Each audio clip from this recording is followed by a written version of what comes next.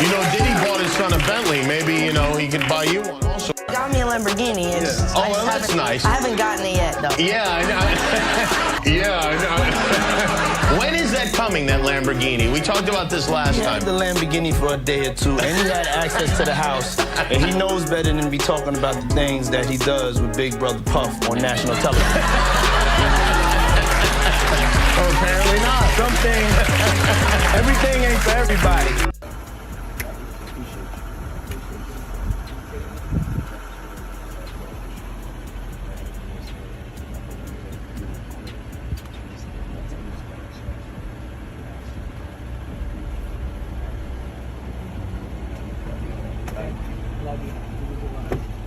You guys don't need to worry about me getting revenge from Diddy. I've got 3 moves that make sure he'll never be able to come after me or my family. First, I personally reached out to the victims' legal teams. The real reason he's not getting out is those buried cases behind the scenes. I provided legal funding for 7 victims who had been silent for years and brought in the top criminal attorneys in the country. Second, I bought up every potential post-release business deal he had lined up. I planned this 2 years in advance, so by the time he got sentenced and still had hope of getting out, every partner had already cut ties with him. Third, I don't just have evidence, I've got backups. This is an entire minefield that's been buried for 20 years. I uncovered every secret from the last 30 years. With testimonies from the victims, we interviewed over a dozen people he tricked, threatened, or violated. You think that's harsh? No, he destroyed other people's lives for decades. I'm just making sure he spends a few extra years in prison for it. I'm not afraid of his people, not afraid of his threats. I know he's still in there fantasizing about a comeback,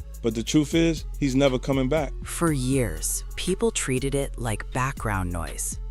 Old clips, awkward interviews, moments that felt strange for a second, then disappeared under celebrity culture before anyone seriously stopped to ask what they were really watching.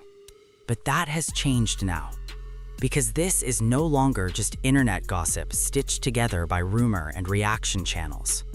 Now there's a documentary attached to the conversation, a court record attached to the conversation, a verdict, a sentence, an appeal, and most importantly, a timeline people are revisiting with very different eyes.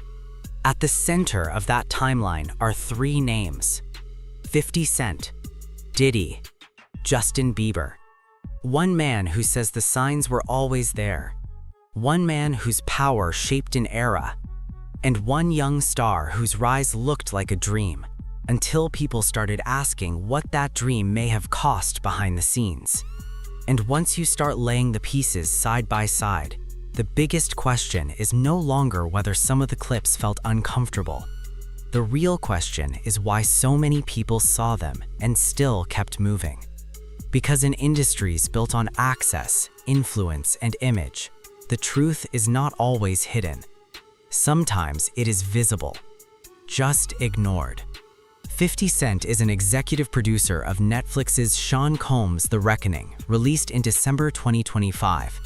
Separately, Sean Combs was convicted in July 2025 on 2 counts of transportation to engage in prostitution, acquitted on racketeering and sex trafficking counts, and sentenced to 50 months in October 2025. He fizzled out fast, too.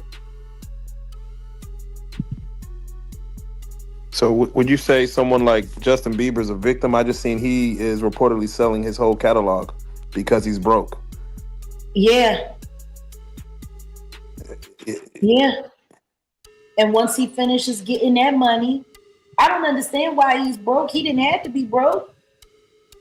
Usher just wouldn't stop robbing him. Damn. I mean, Usher couldn't keep his hands out of his pocket. It's funny. He got him signed and turned over custody to Diddy. Boy was never the same, and neither was Usher's pockets, because Usher's been living off of Justin Bieber's money. He ain't been living off of his own. Because the truth is, Usher don't really make that kind of money. And I'm really just kind of sick and tired of Usher reigning. Yeah, I'm really kind of disgusted with Usher reigning, who does Greek wrestling nude with men. over Frosted Flakes, allegedly. Like, I'm sick and tired of this guy who everyone knows got the Diddy bumps, who's been sued for passing them on and lost, is still sitting there disgracing women in front of their men who bought the tickets to like that whole scheme. He's causing a lot of divorce courts. But why? He don't even want them. He don't want them women. He's literally doing it just to destroy relationships. This is one of the most replayed clips in the entire conversation. And that matters, because at the time, a lot of people dismissed it as celebrity weirdness, a powerful adult joking around with a teenage star, a chaotic industry moment, a little awkward maybe, a little off, but nothing people felt compelled to stop and examine too closely. Years later, it lands differently, because Justin Bieber was not an adult in that footage. He was a minor. And once a minor is being publicly folded into the orbit of powerful grown men, the question is no longer whether the tone looked playful on camera. The question becomes much heavier than that. Were there boundaries in that environment at all? Was anyone thinking about them? Was anybody responsible for protecting them? Or was everyone too busy benefiting from the momentum to slow the machine down? That is the part this story keeps circling back to. Not one clip, not one joke, not one headline, not one internet theory, but the larger pattern. How easily a child star can be absorbed into adult systems when the adults involved are gaining too much to challenge the structure around them. The footage itself was old and public, but it resurfaced widely in 2024 as scrutiny around Combs intensified. That resurfacing became part of the broader public conversation in mainstream entertainment coverage. Yeah, this will be yours. So, every time you come in LA, it's a little dusty, but you know, come get the front shot of this. Man. Minute. Woo. Okay. Okay. All right, so I'm gonna be driving this next year. Yeah, when you get 16, you come down there, you gotta, wear your seat. I mean, I'm 15. You could ride in the passenger seat. I got my permit. Not yet. No. All right, 16. You're not ready. 16. Let's slow down. Let's slow down, Jess. Okay. Let's slow down, okay? One step at a time. But yeah, the keys is yours when you get 16. You're good to go. I'm good to go. Yeah. All right. Then, when you get 18, you get the house. You get the mansion. Okay. I get the mansion. Yeah. So where are we off to now? Where would you like to go? I mean, wherever you want to go. Where are we going? So check this out, yo. Justin, you ever seen the movie 48 Hours? Right now, he's having 48 hours with Diddy, him and his boy. They're having the times of their lives, like where we hanging out and what we doing. We can't really disclose, but it's definitely a 15-year-old's dream. I have been given custody of him. He signed to Usher. I'm signed to Usher. I had legal guardianship of Usher when he did his first album. I did Usher's first album. I don't have legal guardianship of him, but for the next 48 hours, he's with me. So and we gonna go full crazy. I'm going crazy. Crazy. I'm taking this out tonight. What you want to do? What you want to do over the next 48 hours? 48 hours. Let's go. Let's just go get some girls. Let's go hang with some girls. A man after my heart. That's what I'm talking about, kid. And that is where 50 Cent enters this story, in a way people are hearing differently now. For years, many treated his shots at Diddy like simple rivalry. Two major names, two giant egos, a long-running feud the public could reduce to trolling, petty comments, and personal dislike. But one of the most important shifts in this story is this. Sometimes warnings get ignored not because they're meaningless, but because the messenger is inconvenient. If the person raising alarms is easy to mock, it becomes easy to dismiss the alarm itself. And for a long time, that is exactly what happened here. 50 Cent's tone made people laugh. His posts were framed as jokes. His commentary was easy to reduce to entertainment, easy to wave away, easy to file under beef. But once legal cases entered the picture, once documentaries entered the picture, once public records, testimony, verdicts, and timelines began to stack up, those old warnings started sounding very different. Not automatically proven, not magically beyond question, but no longer as easy to ignore. That does not mean every rumor attached to the feud is true. It does mean the public hears 50 Cent differently now because the context changed. And once the public reevaluates the messenger, it starts reevaluating the whole story. Justin Bieber, he dropped the song. It went over our heads. Which it's actually video? about P. Diddy this whole time. Which video? The song Lonely. Let me see. Everybody knows my place. The house is always made of glass. But maybe that's the price you pay for the money and fame at an early age. He even came out and said stuff about how when he was younger, he was being taken advantage of, which is true. The problem was being a victim of the diddler. What happens? Because he has so much dirt on you, if you go out into the public, he may have videos, he may have embarrassing things. He might even have incriminating footage of you doing things that you were forced to under the influence to do. That's sad. That shift matters more than people realize. Because once someone stops looking like a troll and starts looking like an early observer, their old words stop sounding like noise. They start sounding like warning signs people should have taken more seriously. 50 Cent's documentary involvement is verified, with the Netflix series released in late 2025 and tied to both him and director Alexandria Stapleton. You and Puff haven't liked each other business-wise for a long time. Well, that's why it's only business. It was really away from that. I explained why I didn't hang out with him, right? Because it's fluffy stuff going on. It's not your scene. It's not my style. Not your scene. They hug you from the front and the back at the same time. It's not your thing. It's not my thing, bro. What was the original annoyance between? It was just like, well, when you start to get the momentum, he's like, yo, we gotta hang out. Yo, when we going? I got uncomfortable with him because the way he was acting to try and get me to hang out with him was like, yo, I'll take you shopping. Like, and I'm like, what you mean? Like, that's something you say to a woman you're attracted to, maybe. Right. At Chris Lighty's wedding, he told me he'd take me shopping. I looked at him like, what'd you just say? It's just weird, bro. Like, and now you start to see a lot of the weird stuff that was there. It looks like it all lines up, don't it? It was not in the closet. It was in front of you, and you wasn't seeing it because you see the beards, or you see the girls. So you didn't look at him the way it actually is to a degree. The newer transcript material adds another layer to that shift. It tries to frame 50 Cent not as somebody who only reacted after the collapse had already begun, but as somebody who believed a reckoning was coming long before the public mood changed. Now, some of the most dramatic claims in that material about private legal support, buried evidence, and carefully planned moves against Diddy remain claims, not verified public facts.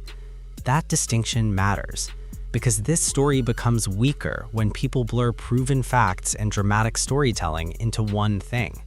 But even with that caution in place, the narrative tells us something important. 50 Cent is no longer being cast as the loud guy laughing from the sidelines. He is being reframed as somebody who watched the structure closely, somebody who believed the wall would crack eventually, and somebody whose public hostility now looks, to many viewers, less like random obsession and more like long-term suspicion. That shift is powerful, because once somebody is no longer framed as just hating, the public starts treating old comments like possible receipts, even before every detail is confirmed. Is this real life? I feel crazy. The world is spinning around me. What's happening? You have 4 eyes. I have 2 fingers. But if this story were only about 50 Cent and Diddy, it would already be massive. What makes it more unsettling is Justin Bieber's place inside the timeline. Because Justin's rise was sold as a fairy tale, a kid discovered online, a global fan frenzy, a once-in-a-generation pop phenomenon, a teenage superstar so marketable, so visible, and so profitable that the machine around him could not afford to slow down. And like so many young stars before him, he entered an industry where adults controlled nearly everything: the image, the money, the access, the schedule, the narrative, the rooms, the relationships. When fame arrives that early, the public sees the lights. What it does not always see is the imbalance. And once old footage starts resurfacing, the question becomes impossible to avoid. Was Justin Bieber simply famous around powerful adults? Or was he also trying to survive inside adult worlds that no young person should have ever had to normalize? That's been saying for years, this man is having sex with underage. So now the federal government is looking at that like, yo, when is somebody gonna come forward? We got this information, this alleged information, but nobody's willing to come forward. Then they go on and say, yo, Shakur Stewart mysteriously dead. Supposed to be a self-inflicted wound. Person that had everything going for him in their life. Kim Porter dead. Somebody's car gets blown up.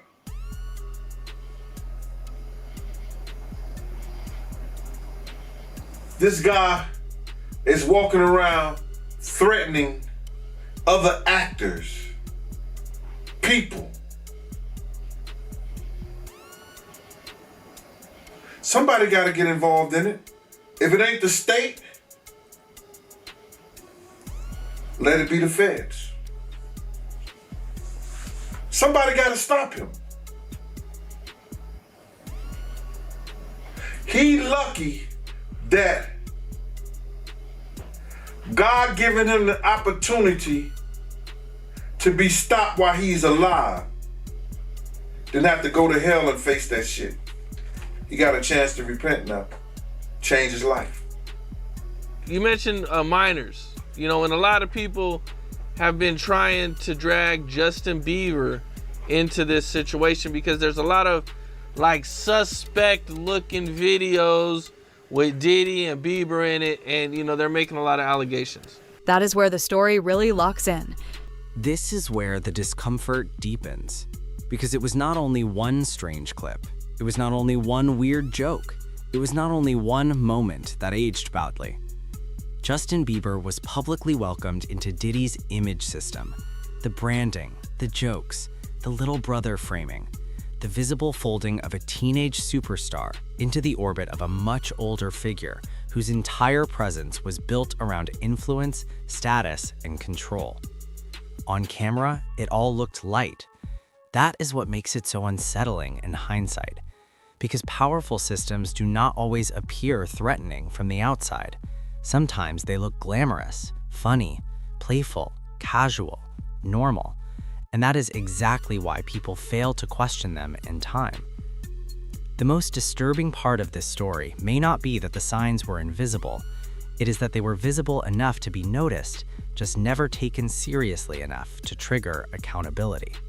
Of an interview of Justin Bieber, and he was talking about Billie Eilish. And he was like, he was almost in tears. He's like, I just want to protect her.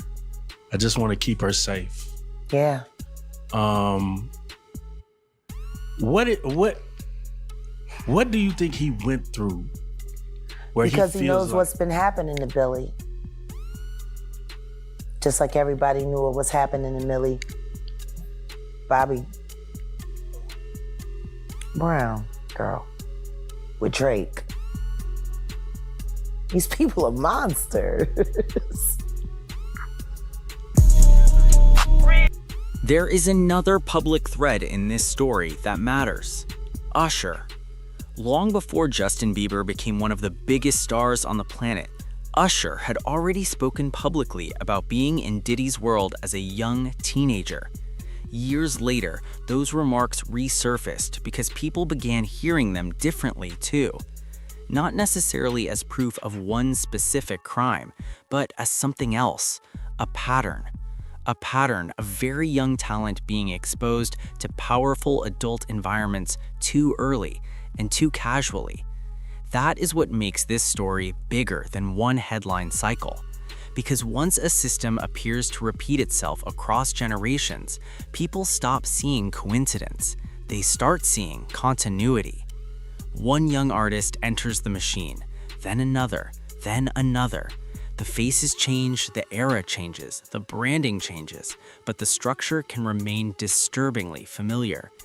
Usher said in a 2016 Howard Stern interview that he saw very curious things while living with Combs around age 13.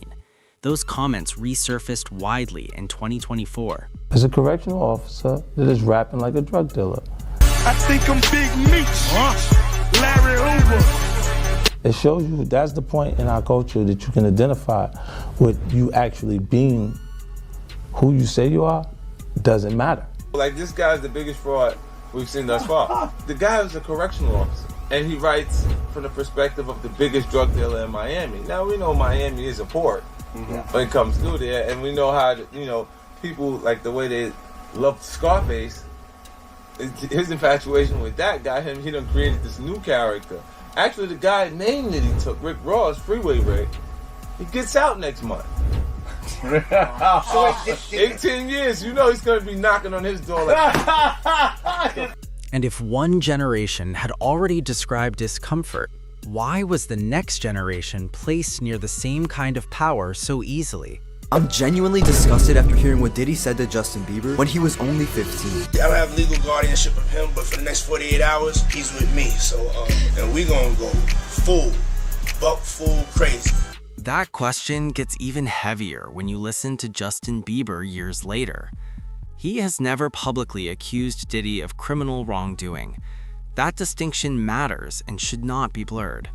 But Justin has spoken openly about the damage early fame did to him, the pressure, the confusion, the emotional instability, the collapse behind the image, the lack of support people assume fame automatically comes with. And in one widely discussed 2020 interview, he became emotional while talking about wanting to protect Billie Eilish because he understood how hard it was to be that young in the industry. That moment stayed with people because it did not sound rehearsed. It did not sound generic. It did not sound like a celebrity offering a polite headline quote. It sounded personal. It sounded like somebody who knew what it felt like to be too young inside a system run by adults with their own agendas, their own incentives, and their own version of what success was worth. Justin Bieber's 2020 Zane Liu interview included his emotional comments about wanting to protect Billie Eilish because he understood how hard it was to be that young in the industry. Pre said something interesting. He said the reason that R&B isn't as powerful as it is anymore is because children are going to church. Yeah. What is it about the transfer from the spiritual to the secular that would do you believe that's what made R&B so powerful? Understand this. Rhythm and blues was a combination of gospel and soul music. Because soul music has always been around in one form or another. It's just evolved throughout the years. And you got gospel, rhythm and blues. That's what put that together. That's why they made such a big stink about the Ray Charles incorporating gospel sounds into secular music. Because they wanted people to separate the two. This is demon, this is good. The truth is none of that's real. There is no bad, there is no good. There is what is and there is what is not. And that's sad. But when you take the spirit that comes from that, and see, in church they preach love, they preach love, they preach love. And God is love. The love that we experience, everything that we do, all of that is just a derivative from the endorphins that come from the relationship with God. It's all there. When you go and you sit in a place and you hear a song sung and it quickens you in your soul and you feel stirred up, how the hell can just a sound coming out of a mouth create all of that? That's God. So when you take God out of society, all you're left with are emotions, impulses, instincts. And that's what the fuck we got. Right. In music. He's absolutely right. If you take God, God's love, out of something, all you're stuck with is the rudimentary shit. The sludge, fucking Gollum running around saying, my precious. You know, that's what you got. And now, Jack, you spoke on Piers Morgan saying that you used to be in this world. Yeah. Of the sex worker world, and you've seen kind of the depravity that the human mind could go to. Again, this is not every wound arrives as a direct public accusation. Sometimes the only thing the public ever gets to see is the aftermath.